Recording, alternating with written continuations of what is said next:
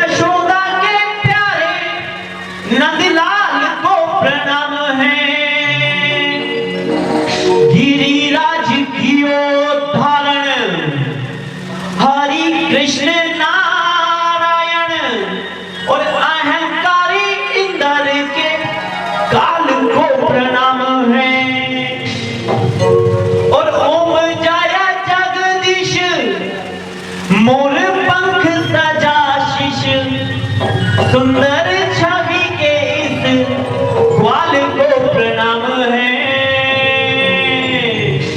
और राधा ब्रज नेहा को रुक्मण स्नेह को और मीरा में विराजे धर्मपाल को प्रणाम है। मीरा में विराजे धर्मपाल को प्रणाम है। और महादेव महाराज सुखदेव मुनि और उनकी परम गुरु मां राधा को प्रणाम करें, जिसके सामर्थ्य से हम सब यहाँ विराजमान हैं। ऋषि गणा मुनि जना प्रणाम तुमको है करे, तीनों लोक दुख दूर आपसे ही तो डरे। ऋषि गणा मुनि जना प्रणाम तुमको है करे, तीनों लोक दुख दूर आपसे ही तो डरे। मुख कमल समान है निकुंज की निवासिनी, ब्रजेंद्र भानु की सुता हो ब्रज प्रिय की संगिनी। कब कृपा का पात्र हमको मां बनाओगी सदा। हे राधिका राधिका श्री राधिका जी राधिका नमन करे। हे राधिका राधिका श्री राधिका मेरी राधा प्यारी बड़ी है, संग में हरि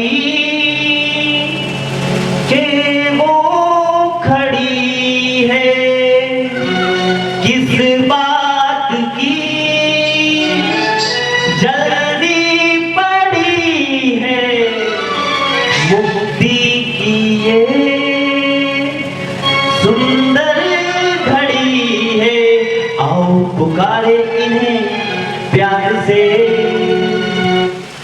राधे राधे राधे कान्हा से मिला दे। राधे राधे राधे हो धरती में जगा दे। जय श्री राधे। आरती के प्रज्वल लिया सभी समिति परिवार से, सभी भक्तगणों से, यहाँ पर विराजमान पावन भूमि पर जो भी श्रोता हैं, चीटी से लेकर इस वायु में विकसित अन्य सभी दृश्य और दृश्य श्रोताओं से निवेदन है, आओ ठाकुर जी की आरती उतारें। हम उनकी नजर उतारें, वो हमारी नजर उतारें, जन्मों का फल प्राप्त हो जाए। भगवान नाम ब्राह्मण के द्वारा आए, धुंधुकारी के द्वारा जन्म लिया, गोकर्ण के द्वारा जन्म लिया, सब में भगवान है। सारी लीलाएं उनकी है, सब में भगवान है। तो जब जन्म लिया तो धुंधुकारी द्वारा कुल और वंश का नाश हुआ, क्योंकि वह दुराचारी था। इस कलयुग में सारे बुरे कर्म करना जो होता है, दुराचार जो होता है, वो वंश और कुल को नष्ट कर देता है। और जब वंश और कुल को नष्ट किया तो उसके कुल में कोई भी ना बचा। धुंधुकारी ने अपनी माता पर प्रहार किया, माता को मारा, क्योंकि माता ने भी जो कर्म किए थे वह उनको भुगत रही थी। धुंधुकारी माता से सारा धन ले लिया, माता ने कुएं में कूदकर अपनी जान दे दी। पिता संन्यास के लिए निकल चुके थे। गोकर्ण ज्ञान और संन्यास और शास्त्र की चर्चा के लिए निकल चुके थे। धुंधुकारी ने अपने घर में वेश्याओं को आश्रय दिया। धन के लोभ में वेश्याओं ने धुंधुकारी का वध कर दिया और उसको जमीन में गाड़ दिया। जी द्वारा उस भूमि पर आना और रुकना भगवान की लीला हुई। और धुंधु ईश्वर के भक्त और शास्त्रज्ञ थे, दिव्य दृष्टि वाले थे। अलग अलग रूप बनाए धुंधुकारी ने, भैंसे का, बकरे का, डरावने, लेकिन भगवान को डरा नहीं पाया। गोकर्ण जी से अपने जल से अभिमंत्रित करके छींटा दिया, धुंधुकारी सामने प्रकट हुआ, अपनी व्यथा बताई। तो गोकर्ण जी ने निश्चय किया कि मैं इसे मोक्ष कराऊंगा। अब प्रसंग यह समय थोड़ा कम है, संक्षेप में जानिए, समझिए और इस विषय को समझिए कि धुंधुकारी कौन? जो व्यक्ति दुराचारी हो, पहला कारण इसका मोक्ष नहीं हुआ। दूसरा कारण, जिस व्यक्ति का सनातन परिपाठी अनुसार संस्कार नहीं हुआ वह भी प्रेत बनता है। धुंधुकारी प्रेत बना और प्रेत का मोक्ष अनिवार्य है। मोक्ष कब होता है?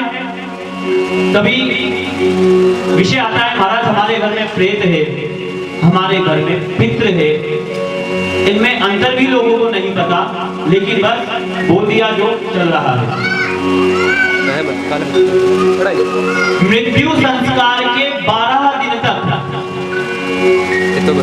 जब तक सब पिंडी कर्म ना हो जाए तब तक व्यक्ति प्रेत योनि में रहता है। अब लोग बोले हम तो महाराज आजकल ब्याह लगवा देते हैं, सब अपना ज्ञान, मैंने क्या बताया, अपने अनुसार अपना ज्ञान बनाना, बहाना बनाना और ये मान लेना कि भगवान हमारी सुन लेगा। तो याद रखिए, भगवान से पहले गुरु है और गुरु से पहले शास्त्र है। शास्त्र ने कहा कि यदि कोई गुरु अविवेक होकर आपको दूसरा मार्ग बता रहा है जो सही नहीं है, तो आप शास्त्र को माध्यम बनाइए, उसमें जो लिखा है उसकी ओर अग्रसर होइए। तो शास्त्र में लिखा है, बिना पिंडी कर्म के, बिना ब्राह्मण भोजन के कोई भी पितृ और प्रेत मोक्ष प्राप्त नहीं कर सकता। आप चाहे 1000 प्याऊ लगाओ या 1000 मंदिर बनाओ, जो क्रियाएं लिखी है वह करनी पड़ेगी। तो किस प्रकार से करनी पड़ेगी? तो शास्त्रोक्त विधान दिया कि 12वें दिन जब सपिंडी कर्म होगा तब यह व्यक्ति प्रेत योनि से पितृ योनि, देव योनि में प्रवेश कर जाएगा और हम इसको देवता मानेंगे। इसलिए वहां पे शब्द कोरोना का जो समय निकाला है, इसमें जितने प्रेत हुए हैं वही कारण है कि अब प्रकृति में प्रलय आना निश्चित हो रहा है। प्रकृति प्रलय की ओर अग्रसर हो चुकी है, क्योंकि कोई शांत नहीं है, किसी की तृप्ति नहीं है। और इसी को प्रेत मोक्ष के लिए गोकर्ण जी ने कथा कही, सबको बुलाया। तो कथा इतनी क्या है, आसपास नगर, गांव, शहर, कॉलोनी से जो व्यक्ति कथा करवाता है सबको चिट्ठी भेजता है। आजकल व्हाट्सएप है, छोटी सी चिट्ठी जाती है कि कथा है, पधार जाइए। तो वही है कि वो चिट्ठी जाने का जो प्रकरण है और सबको जोड़ना है, क्योंकि शुभदेव मुनि जी कहते हैं कि भागवत केवल वक्ता से फलदायी नहीं है, श्रोता से भी फलदायी है। आप इससे एक का मोक्ष नहीं कर सकते, जितने आएंगे सबका मोक्ष करना पड़ेगा, तो ही भागवत पुराण की कथा फलदायी होगी, अन्यथा नहीं होगी। तो इस प्रकार गोकर्ण जी ने पूरे गांव को निमंत्रण दिया, कथा कही, शास्त्रज्ञ, मर्मज्ञ और सभी को बुलाया, सुनने वाले भी आए। अपनी संख्या तो क्या, उस समय तो हजारों की संख्या में लोग विराजमान होते थे, सब आए। और जब अंत में भगवान के पार्षद लेने आए धुंधुकारी को,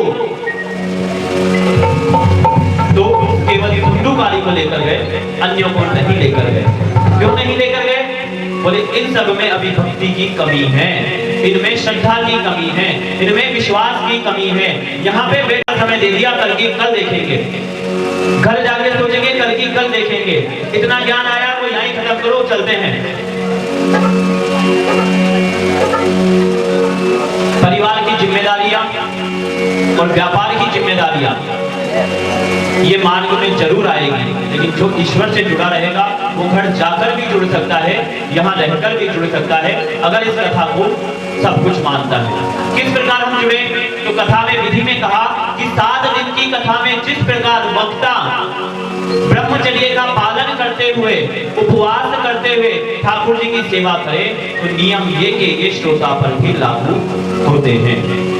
तुम्हारा सुन ले वही बोलते 7 दिन का व्रत क्यों लगवा रहे हो, ये भी मन में भाव आएगा।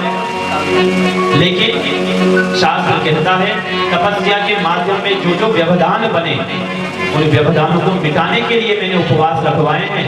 मैं किसी को भूखा नहीं रखना चाहता, लेकिन तुम्हारी भूख, तुम्हारी इंद्रियां तुम्हारे अंदर जो लिप्त करेगी खाना खाने के पश्चात, इंद्रियां अनियंत्रित हो तो आप उपवास करिए।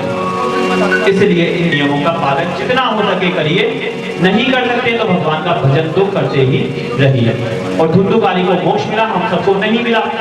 फिर गोकर्ण जी ने श्रावण मास में पुनः कथा कही और अपने समक्ष बांस रखा और कथा कहने लगे तो प्रत्येक दिन बांस की 7 गांठें हर दिन फूटते हुए 7 दिन में 7 गांठें खुली और सबने श्रद्धा भक्ति भाव से कथा का श्रवण किया और 7 दिन तक सब अपने अपने कामों के साथ साथ भगवान का भजन करते रहे। तो वह सब भी उस दूसरी कथा के माध्यम से भगवान के वैकुंठ धाम पहुंचे।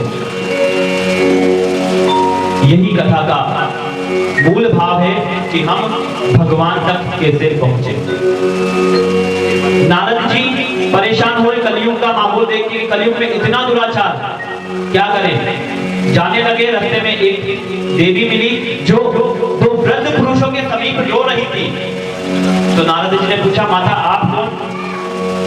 तब उन्होंने कहा, मैं भक्ति, मेरा नाम भक्ति है और ये जो 2 अचेत पड़े हैं वृद्ध पुरुष, ये मेरे पुत्र हैं। एक का नाम ज्ञान है, आज्ञा है। मैं भी उत्पन्न हुई, कर्नाटक में फली फूली, गुजरात में जाकर मैंने वृद्धावस्था प्राप्त करी, लेकिन ठाकुर जी की कृपा से मैं वृंदावन भूमि में आ गई और वृंदावन के श्री चरणों में आ गई तो मेरी वृद्धावस्था मिट गई। मैं वापस तरुणी यानी यौवन को प्राप्त हुई। मैं भक्ति हूँ, लेकिन मेरे दोनों पुत्र यौवन को प्राप्त नहीं हुए, तरुण नहीं हुए और अभी तक अचेत हैं। मैं इनके लिए रो रही हूँ। तो ऐसा धाम है वृंदावन धाम जहाँ भक्ति सदा विराजमान रहती है। बोलो वृंदावन धाम की जय हो। अब आप बोलोगे गुरु जी हमारा जाना हो नहीं हो तो हम वृंदावन को कैसे महसूस करें। मुख पर राधा, मुख पर कृष्ण, घर में तुलसा रख लेना, वृंदावन स्वयं आपके निकट आ जाए। कथा में क्यों रखते हैं हम तुलसा जी? वृंदा नाम की राक्षसी को मोक्ष प्रदान करने हेतु वृंदा के वृक्षों की स्थापना हुई और वृंदावन में 84 कोस तक सबसे ये वृक्ष माने जाते हैं, इसलिए उसे वृंदावन कहते हैं। जो वृंदावन वो वृंदावन और जिस घर में तुलसी यानी वृंदा वो हर घर वृंदावन। तो उस वृंदा के आधार पे आप सबका घर वृंदावन है, ये भूमि वृंदावन है और हम सब यहाँ पर अपनी तरुण अवस्था प्राप्त करने के लिए बैठे हैं। लेकिन 2 रास्ते जो है वो वृद्धावस्था के हैं, वो है हमारा ज्ञान और वैराग्य। हम ज्ञान तक नहीं पहुंच पा रहे, वैराग्य तक नहीं पहुंच पा रहे। अगर ये दोनों भी जागृत कर ले भक्ति के साथ में तो हम मोक्ष को प्राप्त हो जाएंगे। तो भक्ति के इस प्रकार होने से नारद जी ने उन्हें समझाया और भक्ति के मार्ग को प्रशस्त किया और कहा कि इनको चेतना लाने का मैं प्रयास करता हूँ। शास्त्र सुनाए, वेद सुनाए, पुराण सुनाए, भागवत सुनाई, अन्य अन्य प्रकरण सुनाए। तो अन्य प्रकरण सुना के उनमें थोड़ी सी चेतना जागी, लेकिन पूर्ण चेतना नहीं जागी। फिर भागवत भगवान की कृपा से व्यक्तियों में ज्ञान और वैराग्य जागृत हो, भक्ति के मार्ग में कोई बाधा ना आए, इसलिए शुकदेव जी द्वारा भागवत का प्रस्ताव रखा गया। बहुत सारे कष्टों को सहन करके ज्ञान और वैराग्य आगे बढ़े। भगवान की इसी क्रियाकलाप में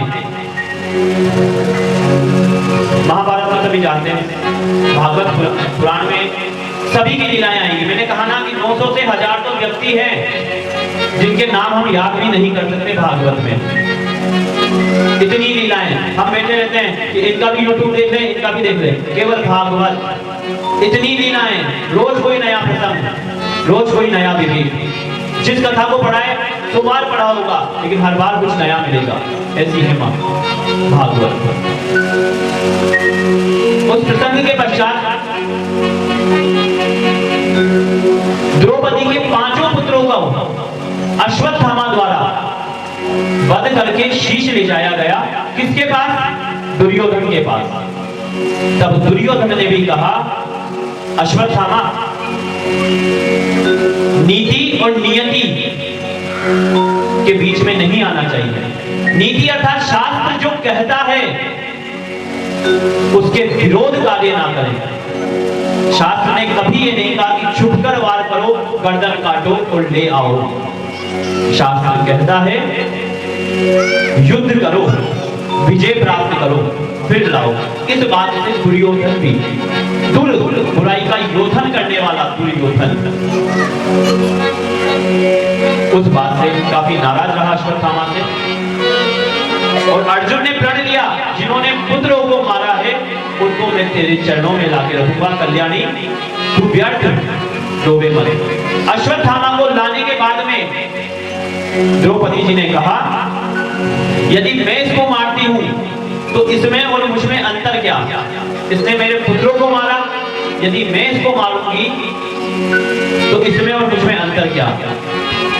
आज मैं अपने पुत्रों के लिए बिलख रही हूं, कल इसकी माता अपने पुत्रों के लिए रोएगी। और मैं किसी भी रूप में ब्रह्म हत्या का पाप अपने सर पर नहीं लेना चाहता। ब्राह्मण चाहे अच्छा हो या बुरा हो, उसकी निंदा और उसका हत्या शास्त्रों में निषेध कही है। यदि वो नियति के आधार पर ब्राह्मण कुल में भी जन्मा है तो हमारे लिए सम्माननीय है। हो सकता है कर्म के आधार पर हम उसको सम्मान ना दे पाए, हो सकता है उसके कर्म गलत हो, कलयुग का उसमें आचरण भी हो, सम्मान ना दे पाए कोई बात नहीं, लेकिन अपमान करने का अधिकार हमें नहीं है। तो इस प्रकार इस अपमान को सहन ना कर सका और निश्चय किया कि पूरे पांडव कुल का विनाश करूंगा। और उसने ब्रह्मास्त्र छोड़ दिया। ब्रह्मास्त्र के तीर जब निकले तो अभिमन्यु की पत्नी उत्तरा की ओर अग्रसर हुए। उत्तरा ने भगवान श्री की शरण ली और पुत्र को जन्म दिया। वह पुत्र राजा परीक्षित थे। राजा परीक्षित यहां से कलयुग का विनाश करने के लिए उत्पन्न हुए। कहां से कथा चल रही है? भगवान कृष्ण, अर्जुन, अश्वत्थामा, दुर्योधन, द्रौपदी, कितने विचारों का समावेश करते हुए भागवत पुराण में। और श्रेष्ठता किसको दी? कि जिसके पूर्वज कर्म करते हैं, जिसके पूर्वज धर्म पे चलते हैं, जिसके पूर्वज शास्त्र का सम्मान करते हैं और जिसके पूर्वजों के साथ स्वयं ठाकुर जी विराजमान हो, उनका बच्चा ही तो कलयुग का नाश करेगा, हमारा थोड़ी करेगा। तो अर्जुन का पूरा परिवार, युधिष्ठिर, शास्त्र, नियम, नीति, पथ प्रदर्शक और इसके अतिरिक्त भगवान श्री कृष्ण के चहीते वो पांडव, उनके कुल में जन्म लेता है परीक्षित और उसको आशीर्वाद स्वतः प्राप्त होता है कि परीक्षित आप कलयुग का नाश करोगे। और कोई भी कर सकता था, लेकिन नहीं, जिसे कृष्ण का आश्रय ले। तो इसीलिए कहते हैं कि आज जो आप करोगे कल आपके बच्चे भुगतेंगे, जो वो करेंगे उनके बच्चे। इस कथा से यही सार है कि अपने आप को संभालो, वरना 3 पीढ़ी तक हमारी वृद्धि करने वाला कोई नहीं होगा। 3 पीढ़ी तक हमें आशीर्वाद देने वाला कोई नहीं। जिस भी आधार पे हो सके ठाकुर जी को अपना ये जीवन रूपी रथ संभला दो और बोले चला तेरे सच्चे जहां। वो चलाएंगे और जहां भी तुम भटकोगे अर्जुन बन के वो तुम्हें ज्ञान देंगे और सीधा सन्मार्ग की ओर ले जाएंगे। ये कथाएं केवल कथाएं नहीं है, आप कहानी सुन करना, आप ही अर्जुन है। मैंने कथा के प्रथम दिवस कहा आप क्या क्या है, बांस है, घर जाके अपने आप को कांच में देखना, बांस जैसे दिख रहे हैं। आप ही जयंती है, आप ही जो है, आप ही जवारे हैं, आप ही सुखदेव मुनि हैं, आप ही परीक्षित हैं, आप ही परीक्षा लेने वाले, आप ही परीक्षा देने वाले, आप स्वयं भागवत पुराण है मेरे समक्ष। अगर आप नहीं तो भागवत नहीं, और आप हो तो भागवत है, और भागवत है तो भक्ति है, और भक्ति है तो ज्ञान है, और वैराग्य है तो हमारी वंश वृद्धियां आगे तक बढ़ेगी और हमें मनुष्य योनि से मोक्ष प्राप्त हो जाएगा। बहुत साधारण सी कथाएं। आपने अब परीक्षित बन के कलयुग का नाश करना है तो आप कलयुग भी बने, आप में ही परीक्षित आएगा तो ये कथा सुन के आपके अंदर वाले कलयुग का नाश करेगा। आप पांडव पुत्र हैं। आप बोलेंगे गुरुजी क्या क्या बना दिया, क्या क्या बना दिया हमें, आपको शायद याद भी नहीं। इस मिट्टी में विराजमान चींटी से लेकर इस वायु में विराजमान सूक्ष्म कण और अदृश्य जानवर भी इस कथा से मोक्ष प्राप्त करेंगे।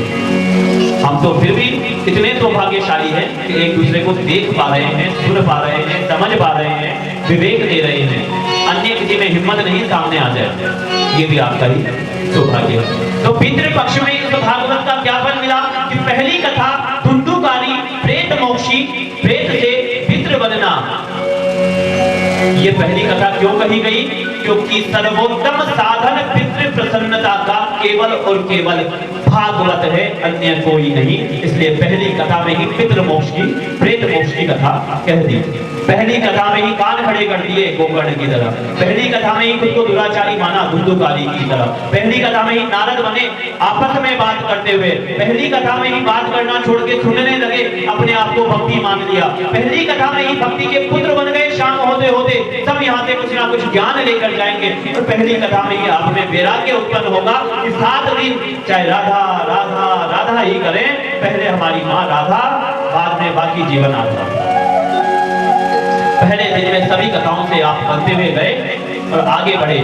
करने वाले ठाकुर जी, कराने वाला ठाकुर जी, सुनने वाले ठाकुर जी, सुनाने वाला ठाकुर जी, कहने वाले ठाकुर जी, बोलने वाला ठाकुर जी, हम सब ठाकुर के ही अंश हैं और यहीं पर सारे लोग विराजमान हैं। इसलिए आज की कथा का सार निर्णय जो मैंने वचन दिया था प्रातःकाल कि यहाँ बैठा हुआ एक व्यक्ति नहीं बोल पाएगा कि महाराज इस चीज की कमी है, वो बोलने आएगा तो वो ढूंढ के आएगा कि मेरे अंदर ही कुछ रखा है, वो अभी आते ही आक्षेप कर देंगे।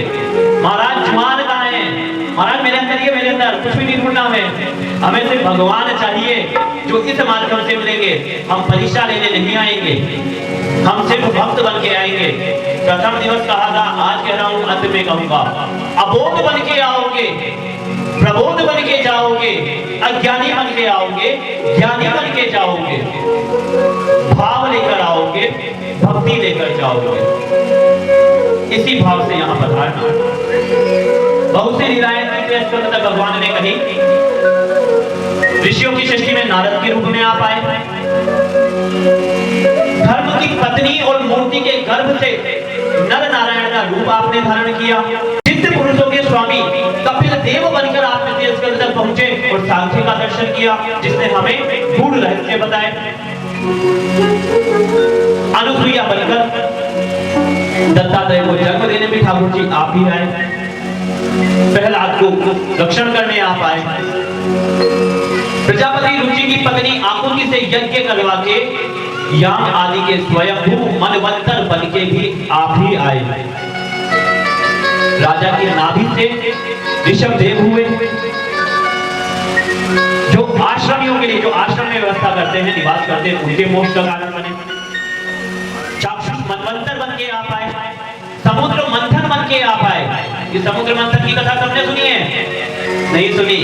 आप स्वयं समुद्र है और आप अपना मंथन करेंगे और इस शरीर में से विष निकालेंगे, तब मैं जानूंगा कि आपने समुद्र मंथन सुना। ये समुद्र मंथन की कहानी आपने सुनी है, कथा नहीं सुनी आज तक। सिर्फ आपने कहानियां सुनी है, कथा तो जब सुनेंगे जब आप अपने अंदर उस चीज को देखेंगे। तो समुद्र भी आप है, मंथन भी आपका होना है, विष भी आपका निकलना है, धनवंतरी भी आप में से ही निकलेंगे, औषधि भी आप में से ही निकलेगी, आपके ही कर कमलों से लोगों का इलाज होगा, आप ही भक्त के रूप में आएंगे और आप ही बार बार कथा में व्यवधान करने के लिए मोहिनी बन जाएंगे। ये मैं सब जानता हूँ, यहाँ पे किसी बात की कमी नहीं आएगी, ये सब आपके अंदर दिखता चला जाएगा। हिरण्यकश्यप आप बनेंगे, हिरण्याक्ष भी आप बनेंगे और पृथ्वी को अंत में धारण करके वराह भी आप ही बनेंगे। जय जय श्री राधे। तो आइए माँ राधा और भगवान का कृष्ण का ध्यान करें और मंगल में आरती करें। तो एक बार हाथ जोड़िए राधा गोपाल भगवान को प्रणाम करते हैं और मैं अपने की वेद पुरुष भगवान की, यज्ञ पुरुष भगवान की, श्री भागवत पुराण की जय जय श्री राधे। जय श्री राधे, जय जय श्री राधे। काया से, मन से, वाणी से, वचन से, आत्मा से, समय से, हे प्रभु जिस भी आधार पे आपके समक्ष है उसको ग्रहण कीजिए।